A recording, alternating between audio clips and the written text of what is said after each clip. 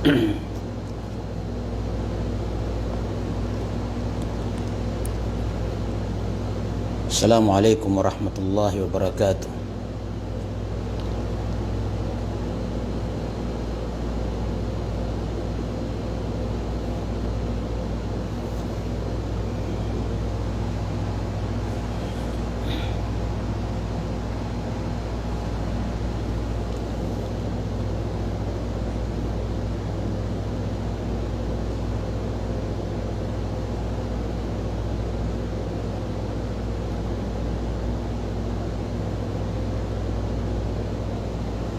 Bismillahirrahmanirrahim. Innal hamdalillah nahmaduhu wa nasta'inuhu wa nastaghfiruh wa na'udzu billahi min shururi anfusina wa min sayyiati a'malina. Man yahdihillahu fala mudilla lahu wa man yudlilhu fala hadiya lahu. Amma ba'du. Assalamu alaikum warahmatullahi wabarakatuh. Ating pinupuri si Allah subhanahu wa ta'ala na kung saan tanging sa Kanya lamang ang pagpupuri at pasasalamat. Tayo rin ay nananalangin na nawa ang kapayapaan at pagpapala ay sumakanya na huling propeta Muhammad sallallahu alaihi wasallam, 10 ng kanyang mga pamilya, mga kasamahan at sa lahat ng tumatahak sa kanyang landas. Mga kapatid, andito naman tayo upang ipagpatuloy ang ating pag-aaral. Ewan ko lang kung naririnig ang boses natin ng maayos, no? Kasi nagpalit tayo ng microphone. Welcome Brother GC Guzman ng King Abdul Economic City. Bro, pakiano lang yung sounds natin kung okay ba? Naririnig ba yung natin, sounds natin?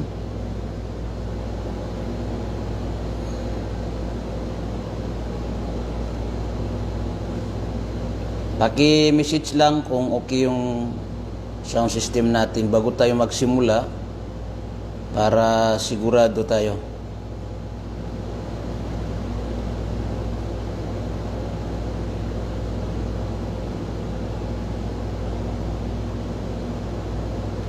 Praise Brother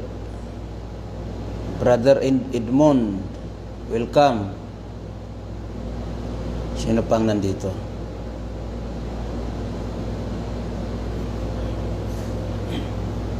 Yung sounds natin mga bro, paki-check lang.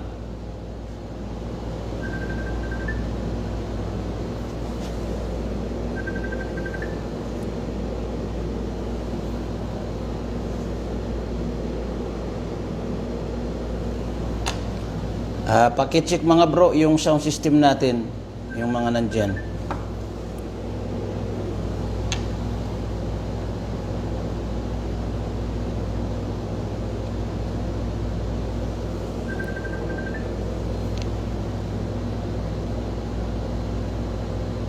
Bro GC, kumusta yung natin, yung sound system natin?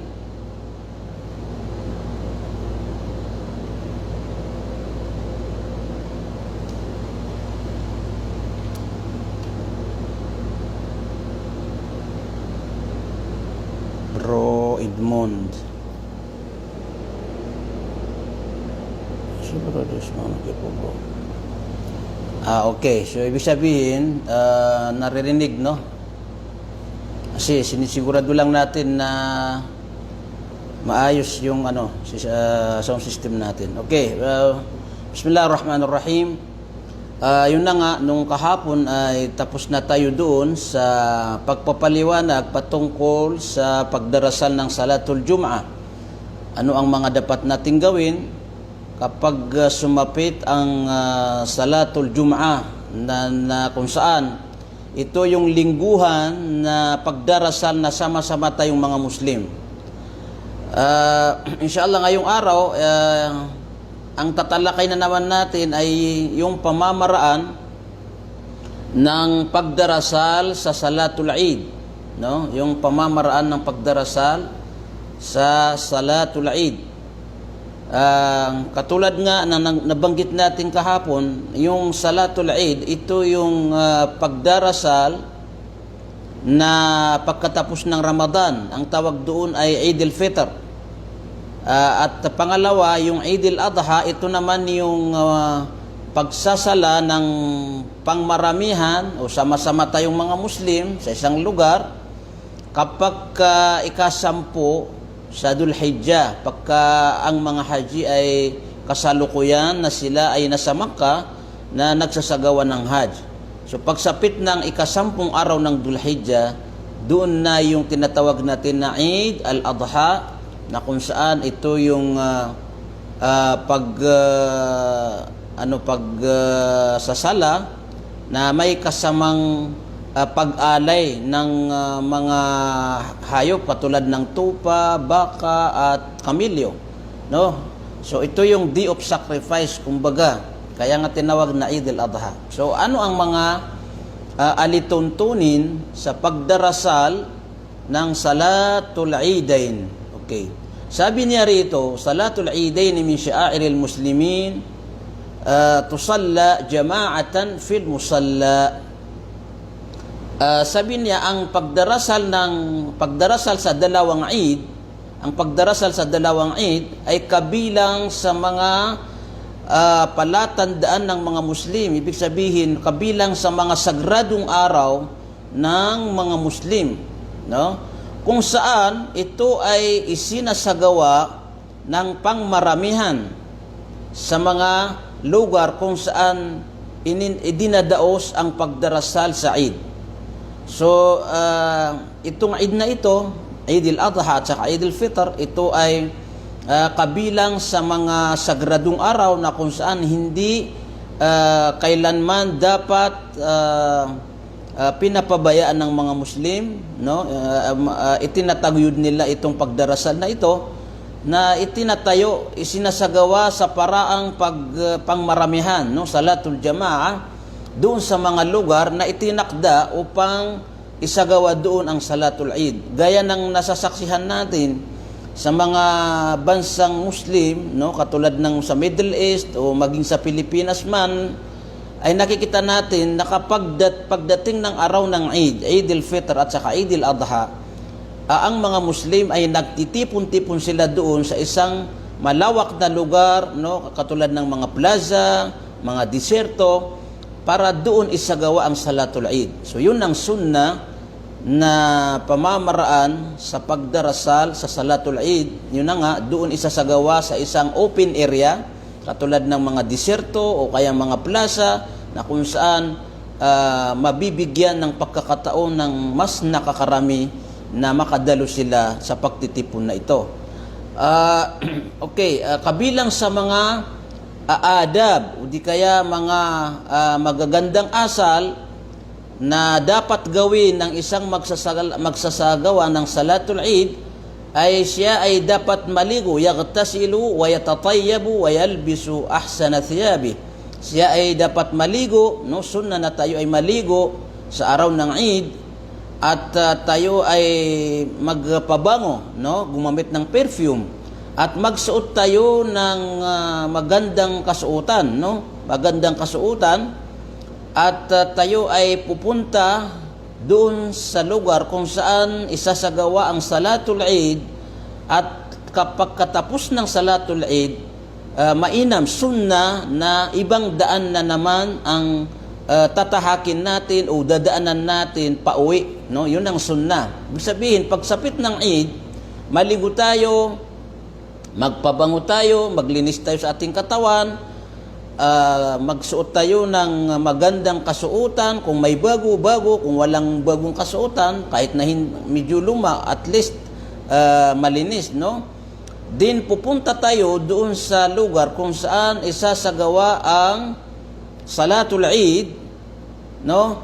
At pagkatapos ng Eid, sunna o mainam na yung daan na kung saan dinaanan natin doon sa pagpunta ay hindi tayo dadaan doon. Ibang daan na naman ang dadaanan natin. Yun ang sunnah. Okay. So ano ho ang Ano ang hikma o wisdom Bakit yung dinaanan natin nung tayo ay papunta na doon sa lugar na ating pagsasalahan ay iibahin na naman natin pauwi?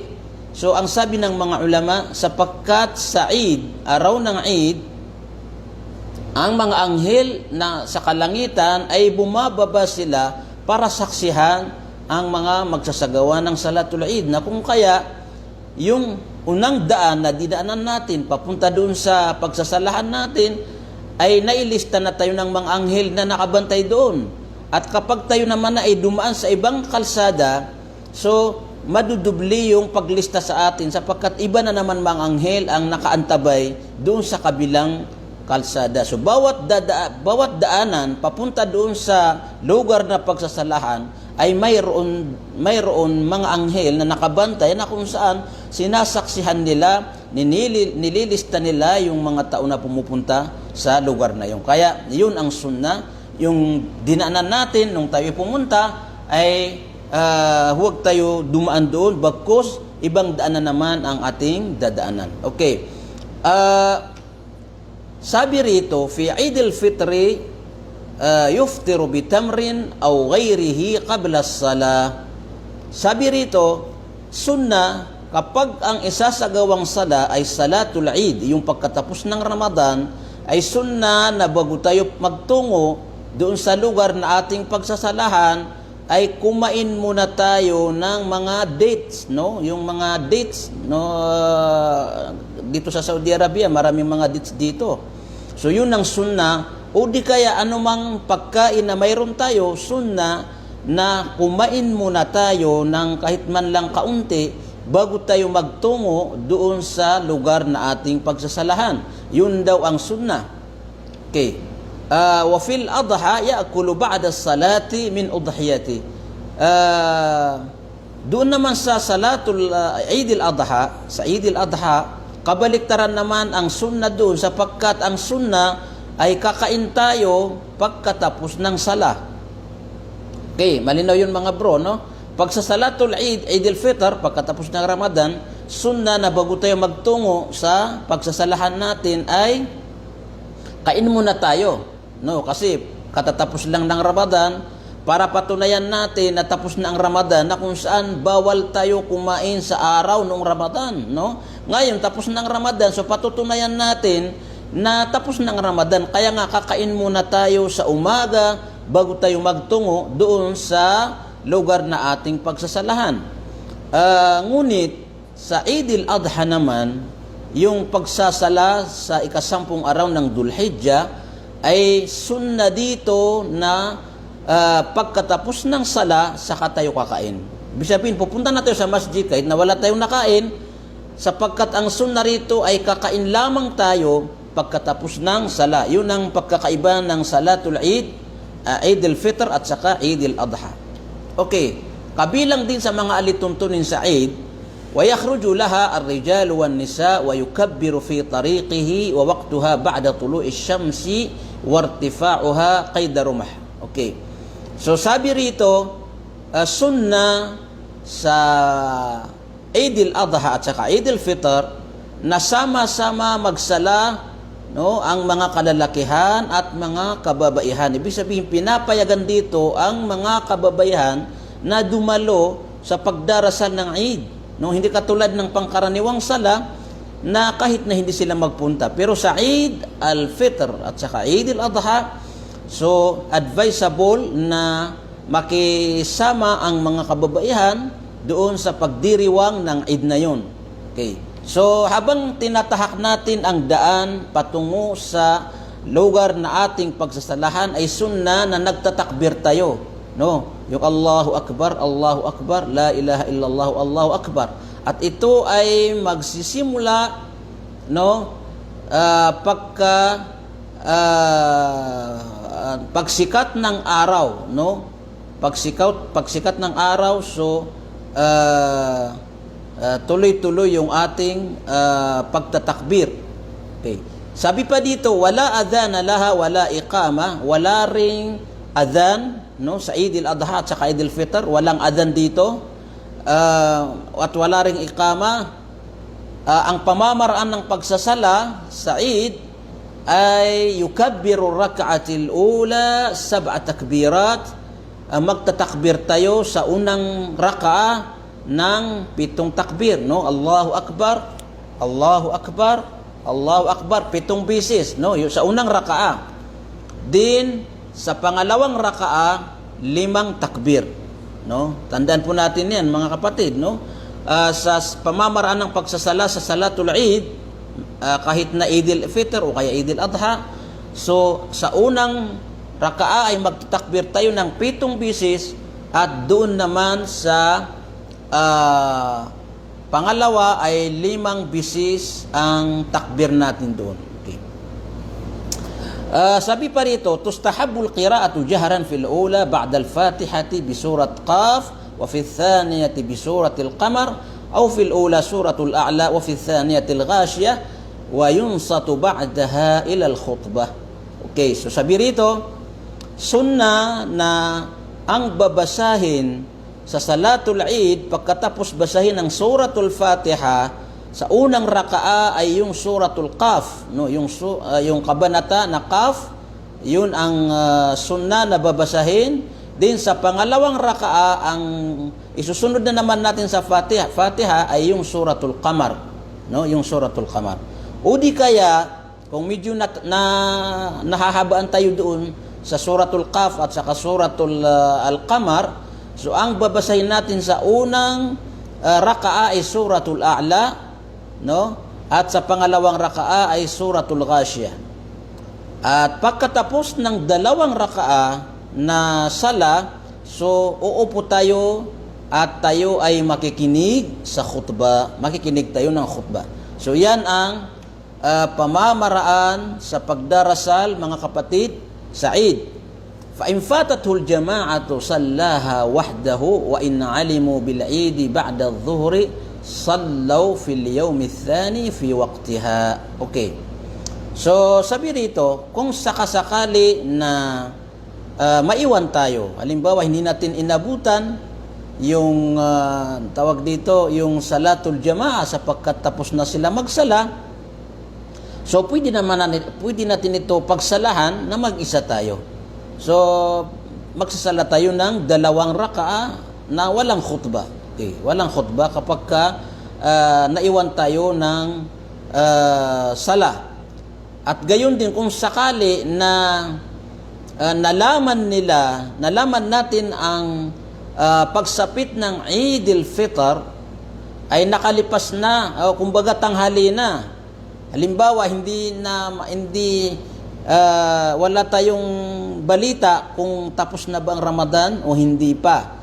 So nalaman natin na tapos na pala ang Ramadan noong after duhur na. Kumbaga nakapagsala na tayo ng duhur, tanghali na. So anong gagawin natin? Sabi niya, pwedeng pagsalahan o pwede isagawa, pwede ipagdiwang ang Salatul Eid sa susunod na araw, kinabukasan.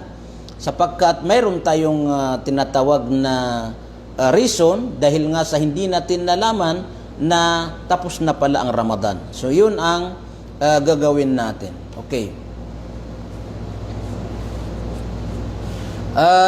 Dagdag pa riyan, sabi niya salawatul mutafarriqa, mayroon din mga sala na sunna na dapat din ito alagaan o itaguyod ng isang Muslim, no? Katulad ng tahiyat al-masjid, no? Ibig sabihin ng tahiyat al-masjid, mga kapatid, ito yung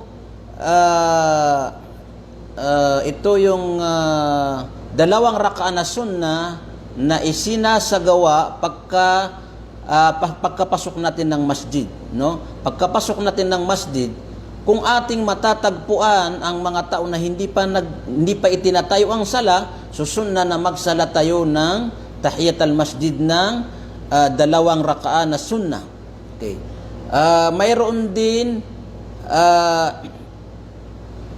subalit kung halimbawa ito ay itong tahiyat al-masjid ay isinasagawa sa lahat ng mga masjid, maging sa haram, okay, maging sa Masjidil Haram, maliban na lamang kung ang tao na dumating sa Makkah ay may layunin magsagawa ng Hajj at saka Umrah. Halimbawa, kung ang tao ay nagpunta sa Makkah para mag-umrah, para mag-hajj, so hindi na siya magsasagawa ng tahiyat al-masjid, bagkus ang gagawin niya ay magsasagawa ng tawaf, no? Tawaful qudum. Kung halimbawa ikaw ay dumating na hajj, so mag-tawaful qudum ka. Kung ikaw ay dumating sa Makkah sa layunin na magsasagawa ka ng umrah, so ang gagawin mo ay tawaful umrah. So hindi na tahiyat al-masjid ang gagawin natin kapag ang sadya natin sa Makkah o sa Kaaba ay magsasagawa tayo ng hajj at saka umrah. Yan ay kailangan natin tandaan, mga kapatid. Ang salatul tahiyat al-masjid ay doon lamang sa mga pangkaraniwang masjid at sa mga pupunta sa haram na hindi magsasagawa ng hajj at saka umrah. Pero kung sakasakali na ang sadya natin sa Makkah ay mag-umrah at saka mag-hajj, so hindi na tayo magsasala ng salat tahiyat al-masjid, bagkus ang gagawin natin ay tawaful umrah sa mga mag-uumrah at tawaful anong tawag dito? Tawaful qudum sa mga nagsasagawa ng hajj. So malinaw po 'yun, mga kapatid, okay? Mayroon din tayong tinatawag na salatut tawaf, no? Ano ang ibig sabihin na salatut tawaf? Ito yung alayka an tusalli ba'da kulli sab'ati ashwatin raka'atain. Sabi rito, ito yung sunnah, 2 raka'at na sunnah na kung saan isinasagawa pagkatapos ng 7 tawaf sa Kaaba. Pagkatapos natin magtawaf ng 7 bisis sa Kaaba, magsasagawa tayo ng 2 raka'at na sunnah. Ito ay tinatawag na salatut tawaf. Okay. At babasahin natin ng Al-Fatiha sa unang raka'ah, din isusunod natin yung Al-Kafirun, at sa pangalawang raka'ah naman, pagkatapos natin basahin ng Al-Fatiha, isusunod natin ang Suratul Ikhlas. So yun ang pamamaraan ng salatut tawaf. Wal afdalu an takuna khalfa maqam Ibrahim, sabi rito, mainam kung kaya natin na tayo ay magsagawa ng 2 raka'at na sunnah pagkatapos ng tawaf doon sa may likuran ng maqam Ibrahim, no? May ano doon, may area doon na kung tawagin natin ay maqam Ibrahim. So doon sunnah na isagawa ang sa likuran noon, doon dapat isasagawa ang salatut tawaf. Kung kaya natin. Kung sakasakaling hindi natin kaya dahil minsan maraming tao, siksikan, wala nang lugar para magsala doon, kahit saan tayo magsala sa mga lugar sa Kaaba, sa Masjidil Haram ay pwede na. Okay. Kabilang din sa mga sala o mga pagdarasal na sunnah ay yung salatul istikhara. Yung pagdarasal para ilapit kay Allah subhanahu wa ta'ala ang mga bagay-bagay na hindi tayo panatag, no? Sabi rito, man hamma bi amrin mubahin salla ay raka'ataini min ghairil fariḍah thumma yad'u bi talabil khair fiha. So ito yung sunnah, sabi niya na kapag mayroon tayong gustong gawin, no? Pag mayroon tayong gustong gawin sa buhay natin na hindi tayo masyadong, kumbaga, hindi natin tiyak kung ito ba ay tama o mali, no? So sabi rito, mainam na magsala tayo ng sala na 2 raka'ah, salatul istikhara, upang humiling kay Allah subhanahu wa ta'ala na nawa kung ang ating gagawin na iyon ay makabubuti sa atin, ay ipagkaloob niya sa atin. Ngunit kung hindi naman makabubuti sa atin, ay pigilan niya sa atin yung gagawin natin. Yun ang ibig sabihin na salatul istikhara, na kung saan ito ay pinatunayan sa isang hadith na nagmula kay Jabir bin Abdullah, at sinabi niya, sabi niya, kana Rasulullah sallallahu alaihi wasallam yu'allimuna al-istikhara fil umuri kulliha kama yu'allimuna as-surata min al-Qur'an. Yaqulu idha hamma ahadukum bil amri falyarka' rak'ataini min ghairi al-fariḍah thumma liyaqul Allahumma inni astakhiruka bi'ilmik wa astaqdiruka biqudratik وأسألك من فضلك العظيم فإنك تقدر ولا أقدر وتعلم ولا أعلم وأنت علام الغيوب اللهم إن كنت تعلم أن هذا الأمر خير لي في ديني ومعاشي وعاقبة أمري عاجل أمري وآجله فاقدره لي ويسره لي ثم بارك لي فيه وإن كنت تعلم أن هذا الأمر شر لي في ديني ومعاشي وعاقبة أمري فاصرفه عني واصرفني عنه واقدر لي خيرا حيث كان ثم أرضني. So yan po ang hadith na patunay dito sa pagsasagawa ng sala kapag mayroon tayong gagawin upang humingi ng kumbaga humingi tayo ng manalangin kay Allah Subhanahu wa Ta'ala na kung itong gawain na ito ay makabubuti sa akin ay nawa ay ipagkaloob niya sa akin, at kung ito naman ay hindi makabubuti sa akin, so nawa ay ilayon niya sa akin. Ito yung hadith na sinabi ni Jabir, na sabi niya, tinuturoan kami ni Propeta sallallahu alaihi wasallam na magsagawa ng 2 rakaan na sunnah kapag mayroong kaming gagawin, no? At katulad ng pagtuturo niya sa amin sa pagbabasa ng Quran, kung saan sinabi niya, kapag mayroon isa sa inyo, kapag ang isa sa inyo ay mayroong gagawin, no, mayroon siyang gustong bigyan ng desisyon, so sabi niya, magsala kayo ng 2 rakaa at manalangin kayo kay Allah Subhanahu wa Ta'ala, na kung saan humingi kayo sa Kanya ng patnubay na nawa itong bagay na ito na aking gagawin o aking bibigyan ng desisyon ay kung ito ay makabubuti sa akin ay ipagkaloob mo sa akin. Kung ito naman ay hindi makabubuti sa akin, para sa aking relihiyon, para sa aking pamumuhay, so ilayo niyo po sa akin. Yun ang panalangin kapag magsasagawa tayo ng salatul istikhara. Okay. So mga kapatid, okay.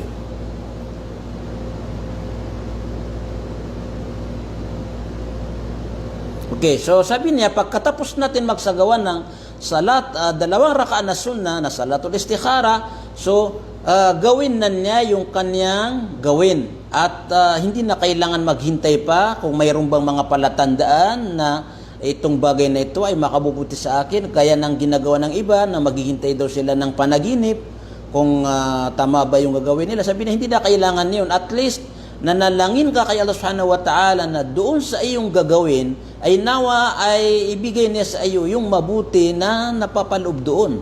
So gawin mo na yung gagawin mo, at mainam din sabi niya na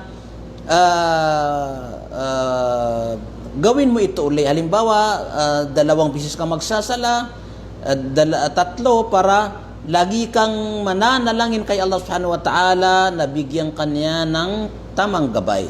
So mga kapatid, hanggang dito lamang tayo sa 30 minuto na ating inilalaan na oras dito sa ating pag-aaral sa mga pangunahing kaalaman na dapat malaman ng isang Muslim. Okay? So nawa mayroon tayong napulot na aral dito na idagdag sa ating kaalaman, no? Patuloy tayo na sumubaybay at magsakripisyo sapagkat malapit na tayong matapos dito sa ating pag-aaral, at insyaallah pakikinabangan natin ang mga kaalaman na ibinabahagi natin dito. At ito rin ay makakatulong sa atin kung gusto nating turuan ang ating mga pamilya, mga kamag-anak, mga kaibigan sa mga pangunahing aral sa Islam. Sapagkat ito nga, itong pinag-aaralan natin na aklat ay sadyang ginawa ng mga dalumbhasa na mga eskular para bilang pag-alalay sa mga kamusliman na wala silang pagkakataon na makapag-aral sa mga malalaking madrasa, mga malalaking Islamic school, at wala rin silang pagkakataon na lumabas sa kanilang mga tahanan gawa ng kasalukuyan na pagsubok ngayon na dinadanas ng mundo, no? Itong pandemya na kung saan ang karamihan sa atin ay doon lang sa kaniyang bahay. So binibigyan natin ng pagkakataon na magkaroon tayo ng panahon para maipagpatuloy natin ang ating pagsasaliksik sa ating relihiyong Islam. Okay mga kapatid, nawagan timpalang kayo ng Allah Subhanahu wa Ta'ala sa inyong patuloy na pagsubaybay. Sa muli nating pagkikita insyaAllah bukas, wa akhiru da'wana anilhamdulillahi rabbil alamin. Subhanakallahumma wa bihamdika asyhadu an la ilaha illa anta astaghfiruka wa atubu ilaik. Wassalamu alaikum warahmatullahi wabarakatuh.